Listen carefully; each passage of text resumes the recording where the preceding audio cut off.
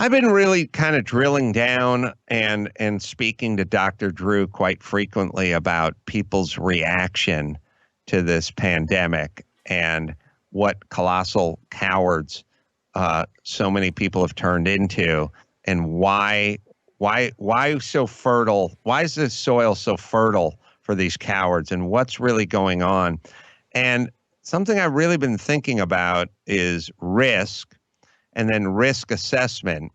And I started to think about all the guys I work with, and I work with a lot of guys restoring cars and building houses, doing so. Half my life is creative and the other half is kind of blue collar. And I noticed that the blue collar guys were always very even. They're not worried about it. As a matter of fact, I don't think I've ever discussed COVID with any of the guys in my shop. They're literally not interested. They just get up and go to work. And then I started thinking about their relationship with risk is very finely tuned, because if you're going to fire up a lathe and put a ingot of aluminum on it, you got to start taking a sharp knife to it, chisel to it or something, you better have your relationship figured out with danger and also what things. So when you work construction, you work carpentry, you have to pick up a tool, and the tool's got a blade on it, and you got to use it, but you have to use it in such a way where you're safe, but you still have to get the job done. And so there's a constant calibration going on, like, because you're going to lose a finger, or you're going to lose an arm, or you're going to lose your life if you don't really get this relationship worked out with danger. So I don't think loggers are nearly as scared of COVID as guys who do data entry. Because when you then get into this air-conditioned cubicle, you no longer have to assess risk. You don't have, if you're a window washer or a roofer or whatever, like if you do what we used to do when a huge percentage of society would go to a factory or go to the sawmill or go to the lumber yard or do whatever it is, these sort of blue-collar, tangible, hands-on jobs, it's constant risk assessment. It's just, can this scaffolding hold me? Because I'm going up to the third floor. It's a constant thing, and you're not aware of it. It's just your brain is constantly wearing it. So when you see COVID, those guys have assessed the risk, and it's minimal.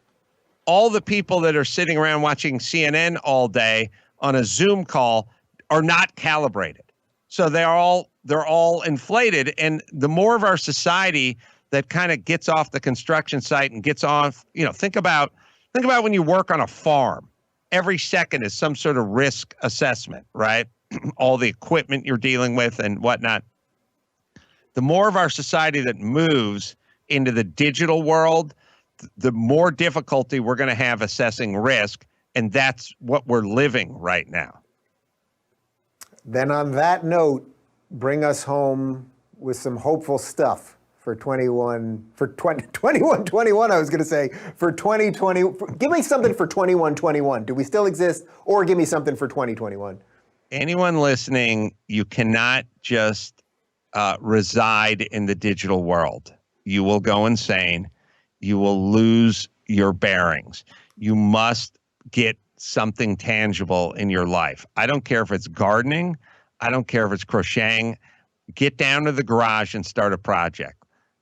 Put a patio, put a pergola on your home. You have a beautiful pergola in the back of your home, Dave.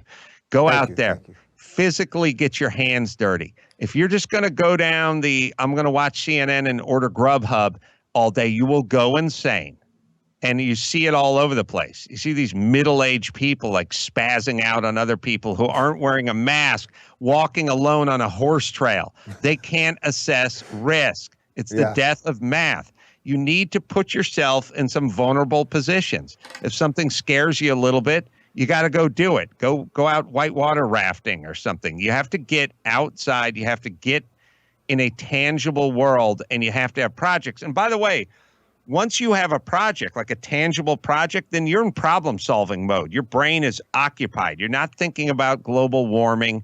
You're trying to solve problems on a micro level, not a macro level. Trying to solve world hunger or systemic racism or global warming, you will slowly go insane because there's no finish line. You'll never solve it.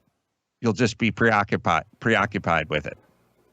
Carolla, all I had to do was loft it up. You took care of the rest. Merry Christmas, my friend.